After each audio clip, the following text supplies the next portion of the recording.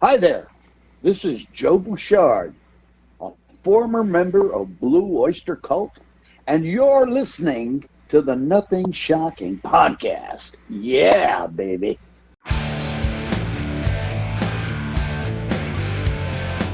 Want to know what's going on in the world of music?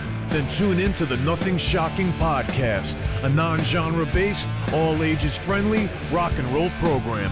Join us weekly for interviews with all your favorite rock stars from the mainstream to the underground. You can find us at nothingshocking.libsyn.com or anywhere you download podcasts.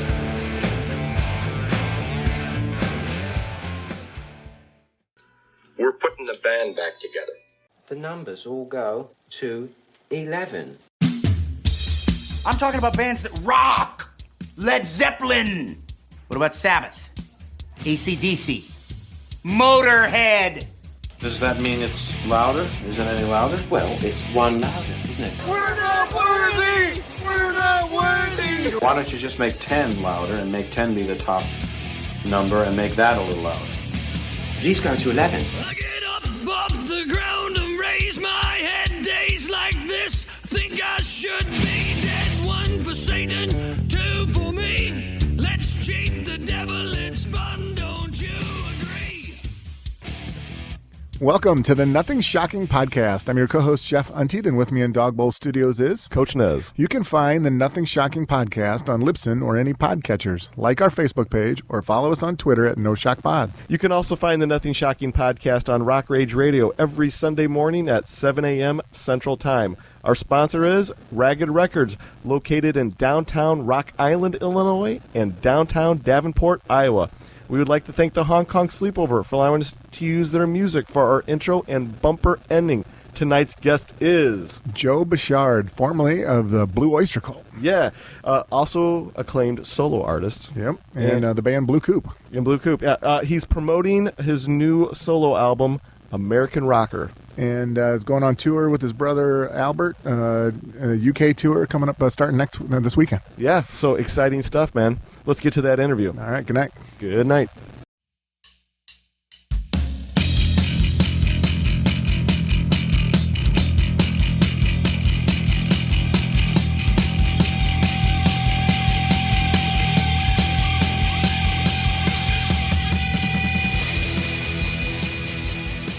Joe, welcome to the Nothing Shocking podcast. I'd like to introduce you my co-host, Jeff Untied. Joe, thanks for joining us tonight. Hey, it's great to be here. Well, we're excited to have you. We had your brother on, a couple years ago, Jeff? Was that right? I think last year. Yeah. So, you released your 8th solo album, American Rocker. It's actually the 7th solo album. Oh, okay. That's all right. That's okay. You could make it seem bigger, but that's fine. It's the 7th solo album. Okay, very good. Well, can you talk a little bit more about the songwriting and recording process to this album? Yeah, I started this in the middle of the pandemic, actually, and I thought, since I was in lockdown here, I didn't really have that many gigs that had to be canceled. I had been just writing songs, and the 6th solo album called Strange Legends did so well that I thought that I should get right on it and do another one. And also because of my brother, we have this sort of custom label called Rock Heart Records. And he was doing his second double album at the time. Yeah. And so I said, hey, if he can do it, I can do it too. So I just found myself with enough time to actually write songs, And I think it's the strongest album I've done. It's the most writing I've ever done for an album. Oh, so cool. Yeah, no covers, all brand new material. I started to think, what should I write about too? And, because it was kind of a time of reflection, there wasn't a lot going on. I started thinking, well, what's the best part of my life, And it drew me back to my time when I was starting out as the bass player in Blue Oyster Cult. Yeah. And it was a fantastic time. So that and then finally when I got the cover art, it was a digital painting that a friend of mine did. Mm-hmm. And I looked at it and I said, yeah, American rocker, that's my life, So, it was easy to put it all together. Oh, fantastic. Yeah. Jeff, you got the next question? Well, yeah, I was just going to ask you about your songwriting approach. How's it work for you? I've done it all different ways. I wrote a lot of songs in my sort of post Blue Oyster Cult days. Yeah. I worked with Dennis Dunaway and Neil Smith from Alice Cooper. I've done a lot of work with my brother. Had a couple of different bands in the last 20 years. And I wrote a lot of new songs. And then the other thing was I got lucky back in 1997, man. It's a while back now. And Metallica covered a song that I wrote for Blue Oyster Cult. Yeah. And that sort of changed my life. And it said, I was going to graduate school then. I was studying classical music. I was having a good time. But once I got that cover on the Metallica album, everything changed because it was like, hey, I should write more songs. This kind of opportunity doesn't come every day of the week, and it sold like 5 million. It was a part of a package, but they sold 5 million CDs. Mm-hmm. So I said, hey, it's time to write more songs. So absolutely. So this one, how did it start? I think it started just by trying to put together some good songs with good melodies. I did a lot of rewriting. This is the most rewriting I think I've ever done, where I had, songs that were like finished, and I'd say, no, it's not good enough. It's got to be better. It's got to have more impact. And the lyrics, the lyrics really have to communicate to the audience out there. So, yeah, it was a lot of fun. On those songs, do you throw them away or do you keep them and save them for bring them back out later? Well, I keep everything. I'm kind of a pack rat. Yeah. With my songs, I when I got to the end of this one, I said, wow, everything just fell into place. And then I go back and I look at all the rejects along the way. And I go, whoa, there's like tons. And I would I would just sort of, work with a instrumental track until something really, took shape, And then other songs just happened because I had a cool idea about, what I wanted to write about. The first single on the album is a song called My Way is the Highway. Yeah. And that one started because I was sort of fascinated with the idea of being out on tour. And instead of like being in the band bus or the band van, I said, what if I was riding in a sports car? And that kind of went back to, I'm sort of fascinated with this old TV series. You guys are too young for this. Called Route 66. Okay. Yeah, Route 66. It was an old TV series about two guys in a 1961 Corvette, and they would travel all over the country, with all these situations, and that sort of influenced the feel of this song called "My Way Is the Highway." And that's one of the most popular songs, and it sounds, really kind of pop for me. I was in that crazy band called Blue Oyster Cult for a while, and we did a lot of songs about vampires. But no, this is a good song about growing up and seeing the world. Awesome. Which sort of fascinated me, and then I started writing more. There's another song called "In the Golden Age." Yeah. Which went through several incantations, but that definitely relates to my time with Blue Oyster Cult, and a lot of others too, and certain things that affected my life, in the early days. I mean, when I was in high school, I really dreamed I was going to be a big rock star, and I knew I was going to be in the music business one way or another. Yeah. I've always been in successful bands in high school and college, and I thought it was going to be easy. Of course, it was harder than I thought, but it did come together pretty well. I don't know if you guys know the history of Blue Oyster Cult, but yeah, we're a little familiar. I think you did okay. Yeah, you've heard of that band. Yeah, just a little bit. I wanted to kind of elaborate off my favorite track on American Rocker is the Off-Season Hotel. My wife and I are great. Yeah, we're tropical travelers, and it just kind of hit home, the lyrics to that song. Yeah, well, that's a true story. Yeah, elaborate a little bit about the songwriting of that. Well, it's kind of like two stories. This is when you have time to write songs. This is what makes it fun. Yeah, because it's actually two stories that I put together.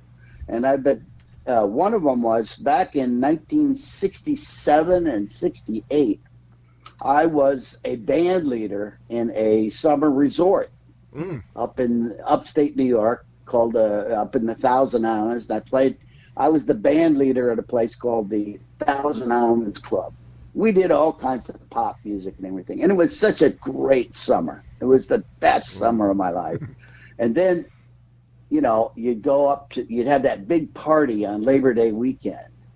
And, it was just great. The place is packed. Everybody's having a great time. And then the week after Labor Day, it just turns into a ghost town.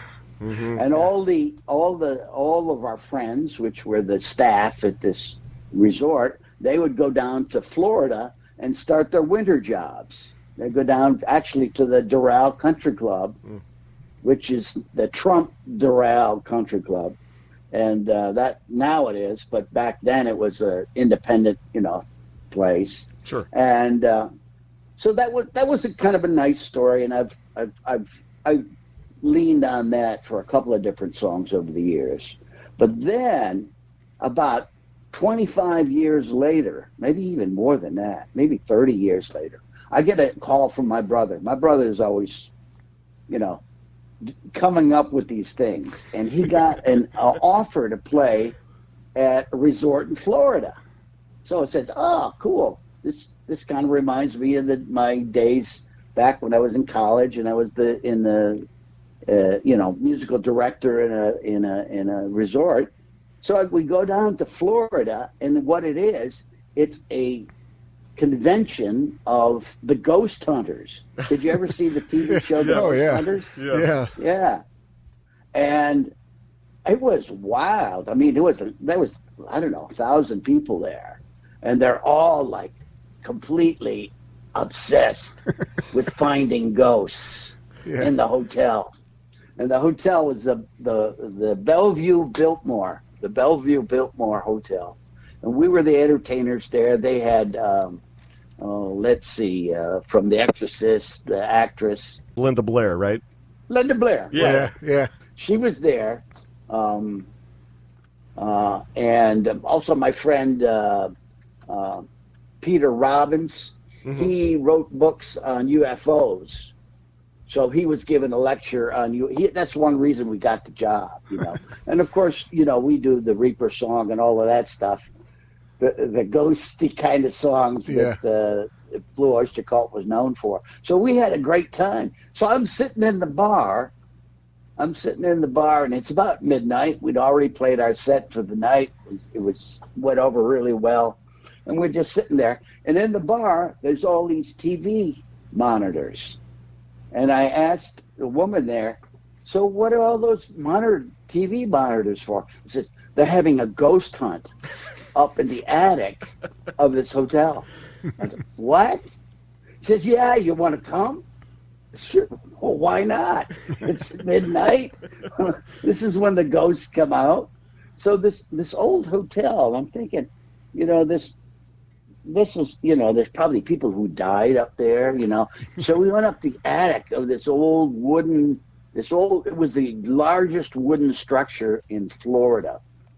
Oh. And for 2 hours, they gave us like night vision goggles, and they had these listening devices, and we're trying to find a ghost.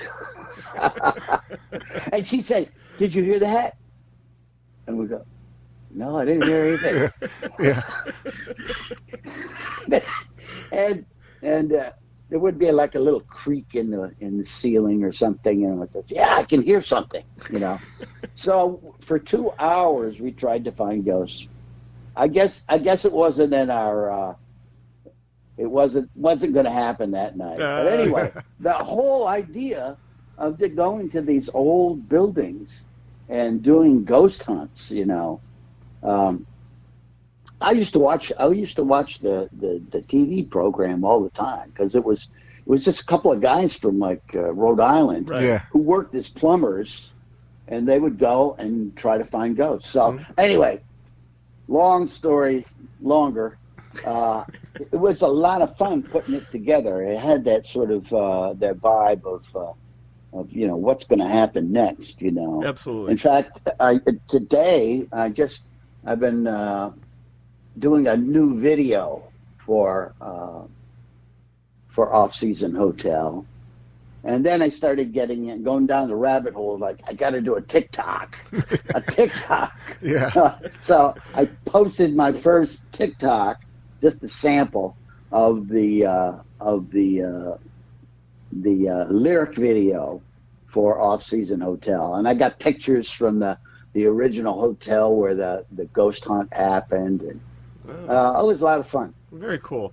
Well, just to kind of switch gears a little bit, but with the American Rocker creation process, I mean, during the pandemic, we spoke to many a guest that kind of felt as though that the downtime of the pandemic gave them a renaissance, if you will, on their writing and creativity. Did you kind of feel the same thing with yourself? Oh yeah. I have a big batch of titles that I would use, and a lot of them, some of them just came out of nowhere. But I had this one called Conspiracy. It was called Swamp of Crazy. So I started putting that together, and I had a track that was kind of a really rockin' Motown. It had that Motown feel. Mm-hmm. And that turned into Conspiracy, which is all about the stuff that you hear on the news every day. Yeah. Somebody's got a crazy conspiracy. So I put a couple of those together, and that's how that song came out. Let's see. Two songs I got lyrics from outside writers. John Shirley, who writes a lot of the Blue Oyster Cult, the latest material from Blue Oyster Cult. He writes a lot of lyrics for them. He sent me some lyrics, a song called Devils in the Details. Yeah. And it's just a beautifully written lyric about, three characters who have sort of this hidden life. And one's the woman in the diner who's getting the coffee, and she has this sort of hidden life. And then there's another guy who gets stopped for speeding by a cop, and that goes into another way. And then there's the third character in this song, who is the woman in the church who goes there to meet her have an affair with one of the people in the church. Anyway, very interesting thing called Devils in the Details. Yeah. And the other one was a song that I used to work with Helen Wheels. She wrote lyrics for Blue Oyster Cult, and she gave me a song called Catherine, which is a true story about an exotic dancer. And that was one that just like popped out, that I've got to write this song. And she wrote she passed away, unfortunately, in 2001. So it's been a while now, but she wrote a lot of things for me. A song called Light Years of Love for Blue Oyster Cult. Oh, yeah. And Nosferatu, which was probably one of my most popular songs on the Spectres album of Blue Oyster Cult. So it was really nice to find something by Helen that I hadn't worked on before, and that one really came out well. Oh, so cool. Yeah. You got a story for Hounds of Hell? Oh yeah. Well, that one just really popped out of my head. Here I'm locked down in the pandemic, and I'm feeling this sort of claustrophobia. And it was like one of those things. I was playing with some chords on the guitar, and I played this chord. It's like an E minor 6. I don't know if you guys are musicians, but I played this E minor 6, and it sounded so dark and heavy, you know. So I started, building a track around this E minor 6 chord, very dark sounding chord. And then as I'm playing along with it, I said, "The Hounds of Hell are on my trail." Yeah. Whoa! I know where I'm going with this. So it was all about I grew up on a farm, very long ago in the early days. I grew up on a farm in upstate New York. And, you could tell when you get that full moon that the creatures out in the fields and out in the forests would start to stir. And, you get that sort of spooky feeling. Yeah, that was fun. That was fun doing that one. Oh, and that was easy. That was an easy one. Once I had that chord, bang, and then I got my drummer, Mickey Curry, who's an amazing drummer, played all the drums on this album. My brother did some percussion. I think he did rhythm guitar on a couple of tracks. But Mickey just laid down a perfect drum track for the Hounds of Hell. And that's another one. I've been working on a video for that. I have a music video for Hounds of Hell that I'm working on. Fantastic. Okay, well, that kind of answered my question. I was going to ask you about videos because I know you made a lyric video for Deadly Kisses. Yeah, that's another one. That one I had that one for a few years before the pandemic. I was teaching guitar lessons. It was like for I can't remember. I was teaching guitar lessons in a private school. It was like a side thing that I had, and one of the days I would love it when the students wouldn't show up. Because then I would have an hour, to do whatever I wanted to do. So a kid didn't show up one night for his lesson. I said, okay, I'm just going to go in here. And there's an old piano that was like way out of tune. So I said, maybe I'll just, work on something in this piano. Maybe I'll get inspired. And the opening phrase for that, Deadly Kisses, just came out of nowhere. And I had this, and I recorded it on my phone, as people do these days.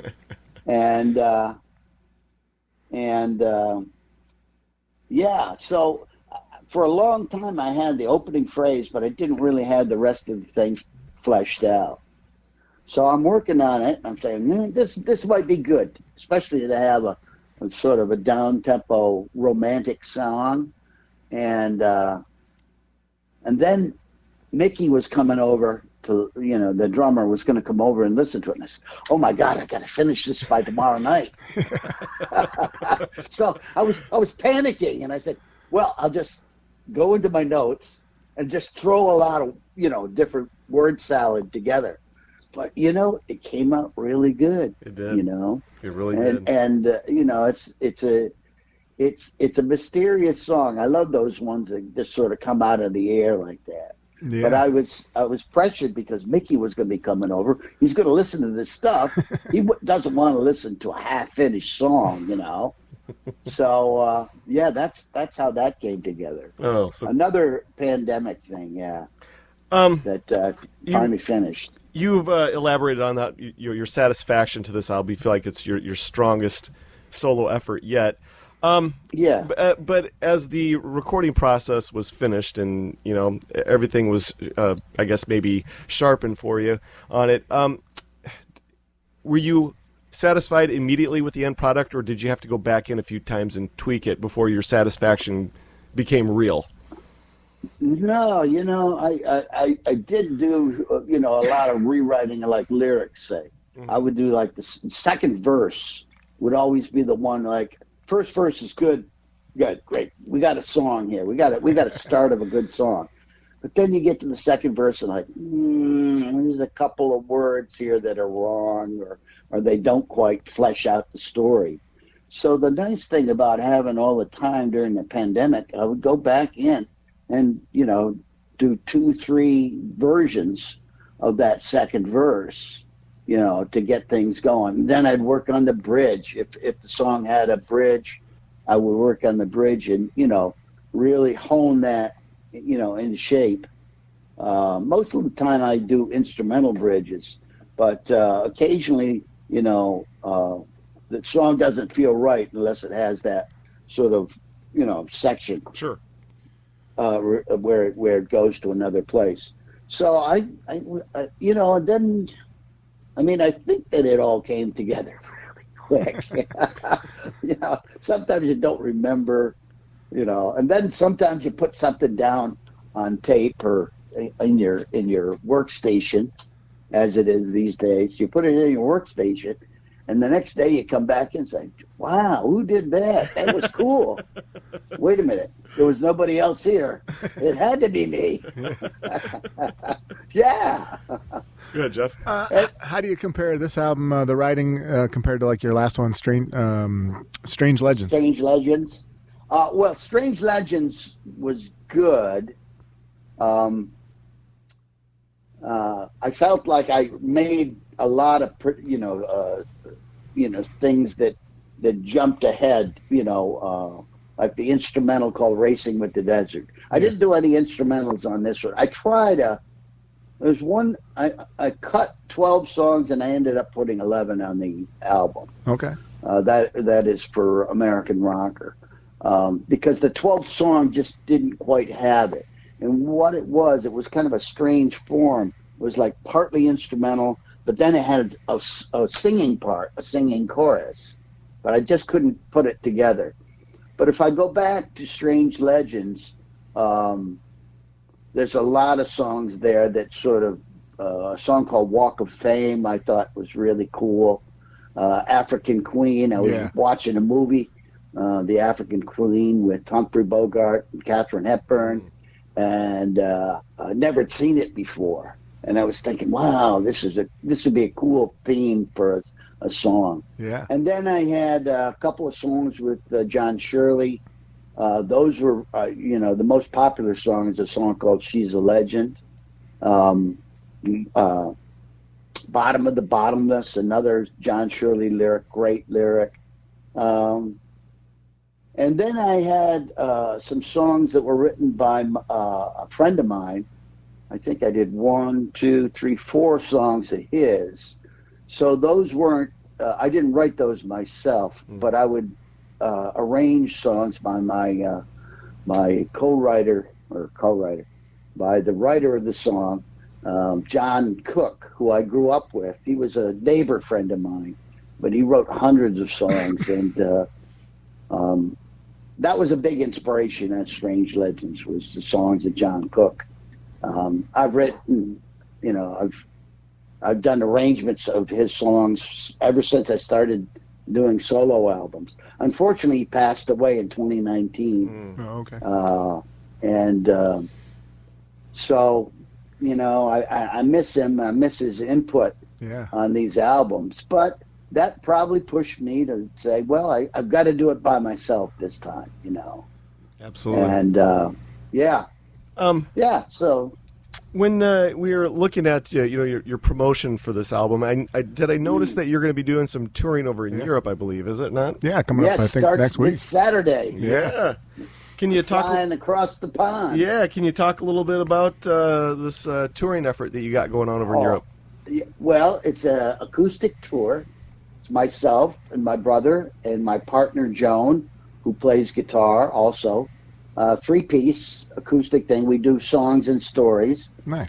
And they came up with this great tour. I just found out today that the show we're doing in Paris, France, has sold out. So we're excited about that. And we're doing a festival in France at the end of the month. We start out 2 shows in Scotland. And then I think 7 other shows in England with a headlining show in London at the London Underground. Mm-hmm. I can't believe we're doing this. That's crazy. We're excited. That sounds fun. We're excited for you. Yeah. Well, I mean, to go from having to sit around for about 2.5 years, to having like a full month of gigs. I'm very excited. Oh, so cool. Well, you've kind of alluded to playing with your brother before, but also Dennis Dunaway. You guys had a band called Blue Coupe. Blue Coupe. We just did a string of shows up in Canada. Oh, cool. Unfortunately, I got COVID. Yeah. And I'm just recovering from it now, but I think I'll be fine by this weekend. But we had a great time. We did a sold-out show in Toronto. This is 2 weeks ago. Nice. Really was great. Ottawa, Quebec City. So we had to reschedule 2 of the shows. We're going to do it Halloween. And they were sold-out shows, too. Oh, so cool. That was going very well. Oh, good. It was going very well until we had to take a break. But I'm feeling good. And, I fully vaccinated kind of guy, But it's, kind of goes with when you're out in front of the public that much, Yeah, it does, yeah. It's going to happen, Even Mick Jagger had it. Yeah. Well, you guys' last album was 2019, 11 Even. Are you guys planning on doing another album? We are actually, we're in the middle of, we got some great stuff for the Blue Coupe album. It's going to be sort of a CD, DVD package. Oh, nice. With some new material and some remixes of some earlier songs. There's some animation on it. There's some live tracks that we did we did a festival in Sweden. The Sweden Rock Festival. Yeah. It was an amazing event. And we did we had a really professional video made of that. And that'll be part of this CD, DVD package. There's a couple of tracks that have Robbie Krieger from The Doors. Oh, okay. Awesome. Yeah. Robbie is a good friend of ours. And one of the songs that's on this new Blue Coupe album is a song that he sent to Blue Oyster Cult back in the 80s. Oh, wow. A song called Black Cloud. A song called Black Cloud that nobody's ever heard. So we were just sort of messing around this. I found the tape in my attic. Cassette tape with this original song that he was promoting at the time, and he didn't even remember writing the song. So we did a version of it, and then Albert says, "Let's send it to Robbie and have him put some of his Doorsy guitar on it." Yeah. Wow! So anyway, don't want to hype you too much about that, but it's good. I mean, it's like, wow, this, why didn't this come out before? But so he did that, and then he played on another song that I wrote called Angels Well. The lyrics were by Jim Carroll. Oh, yeah. Who was a lyricist, friend of ours back in the day. And he gave me lyrics to this song, Angels Well. And it was on the first Blue Coupe CD, Tornado on the Tracks. And Robbie plays slide guitar on that. But we always felt like the slide guitar needed to come out more. So we did a new remix of Angels Well that really featured Robbie's slide on it. So we got 2 songs coming up that, are not that well known with Robbie Krieger of the Doors. So awesome. That's how cool is that? Oh, that's exciting. Yeah. As you look at and you compare your work as a solo artist to that of your work with other bands and other projects you've been a part of over the years, how can you compare the two? Do you have a preference? Do you prefer being a part of a band or a project, or is your real heart into your solo material? Well, I think it's 50-50. I love bands. I love the idea of bands. But I just, lately, especially in the last couple of years, I've really gotten into the solo thing. I love being, having the responsibility of, every corner, every little corner of that solo record has got to be right, Right. And I think I'm getting a little bit better at putting on the different hats. I was lucky in my Blue Oyster Cult days to work with different producers.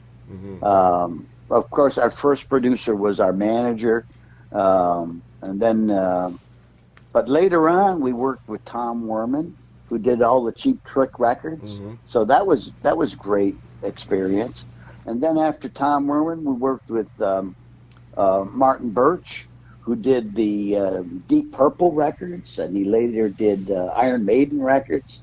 Did quite a few of those. Did Whitesnake, and then we worked with Bruce Fairbairn, who was another great producer. So I'm thinking, as I'm doing these solo albums, you're pretty much by yourself all the time. It's like, it'd be great to. So I wonder what Martin would say. If I'm working on a vocal, and well, wait a minute, what would Martin say? Or Tom Werman, would he make me do it again? Or would he say, "Oh, that's good. Don't change that." So you have to put on different hats. Sure. Sometimes I'm the engineer. Sometimes I'm the producer. Most of the all full time I'm the artist. So I have to do whatever artistically moves me, and try to make it authentic. But I don't know. I had a lot of fun doing this last record, and can't wait to do another one, I mean, there's always things coming out. My brother is working on his 3rd double album for the Imaginos saga. Yeah. So, he sends me stuff. He says, I want you to sing this song. I won't say what it is, but it's a famous Blue Oyster Cult song. And I was like, well, I don't know, But then I got into it, and I was having fun with it. So that'll be out in 2023. Another double album. So, cool. Here's a guy, we're going to Europe. We're going to be playing for a month. We're doing the Songs and Stories show. It looks like the shows are selling really well. And he just turned 75. And he's working on his 3rd double album. Yeah. He's totally nuts. That's awesome. That's fantastic. Yeah. We've been doing this routine since like junior high school. Yeah. And he was, when we were together back then, and we had a very successful band all through our high school years. And then, he went off one way, he was in a blues band for a while. And then he ended up in this sort of psychedelic band that became the predecessor to Blue Oyster Cult. And then they called me up in the middle of the night and said, "Hey, we need a bass player. It's not working out with our old bass player. Well, I'm ready for a music career, so that worked out pretty good, I guess. Yeah. Well, I have one last question for you, and then we'll leave you alone for the evening. And you've already alluded to that American Rocker is so far your most accomplished body of work as a solo artist. But as you look back at your catalog of solo material, is there a certain album that kind of sticks out to you and say, hey, this really wasn't the best interpretation of my capabilities or my work as a solo artist? Do you have one of those? Are you pretty satisfied? Well, I'm surprised that some of my third, maybe the third and fourth solo albums, the material wasn't that strong, but they keep selling, so I can't argue with. There always was something interesting or unique about those records, but they were rushed. I remember the third album. I was going out on tour. I had to get it done. I think I definitely cut a lot of corners. I guess that's what I've learned, as a self-produced artist. Is like there's certain things you just can't cut corners when you're making an album. The whole, it has to have that balance. It has to have feeling, and those could have been better. I'll be honest there, but the last two have been, I think, smashes as far as, what I like in a production and, not cutting any corners for either one of them. And it might be just that I've got a little more time to do things, I'm not, I was at one time I was playing in 7 different bands. Oh wow!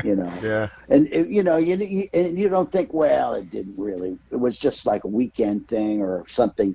We do special events and charity shows and stuff like that. But it really does add up. It does. You gotta, if you really want to do great albums and you want to write great songs, you got to put in the time. And so.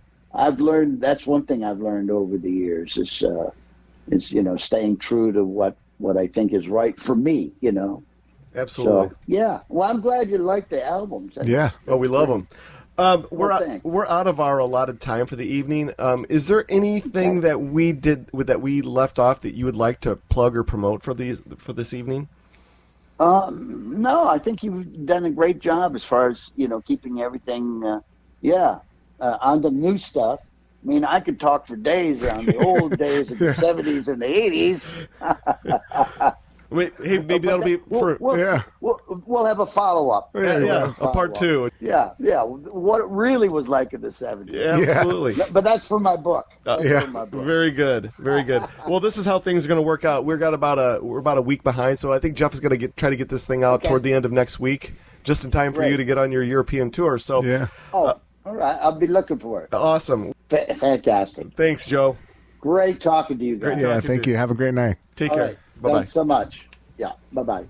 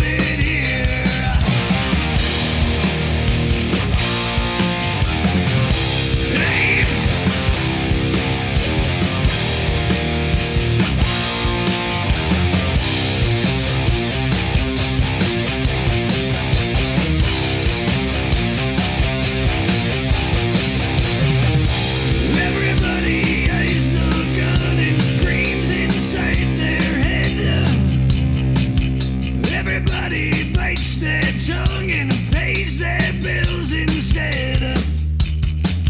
Hide in the spotlights, fight the grip of death. You can have the air you need, but you best not take one breath.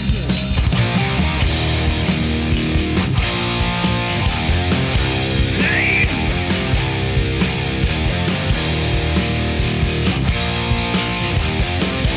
Roll the dice.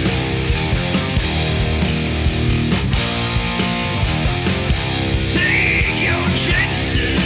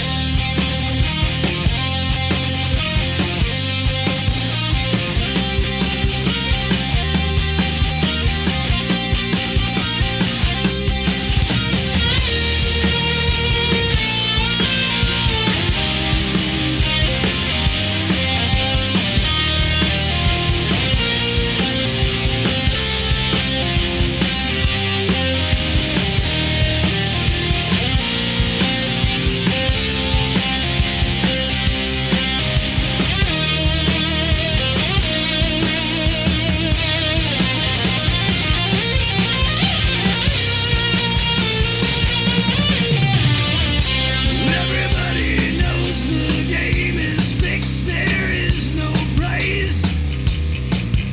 Everybody pulls the plug and says their last goodbyes. Move to the sunshine, fight the grip of nights. If they ever take from you, then you plug out both their eyes.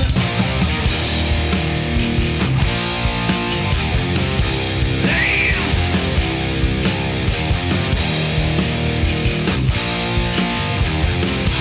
Roll the dice.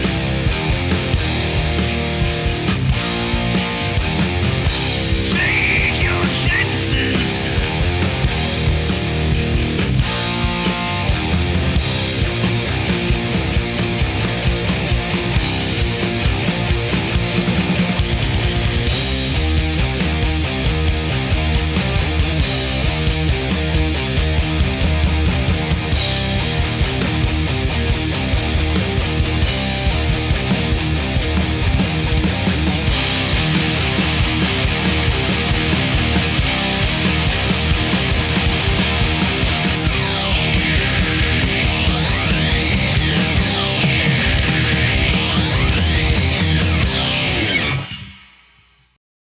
Welcome to the night.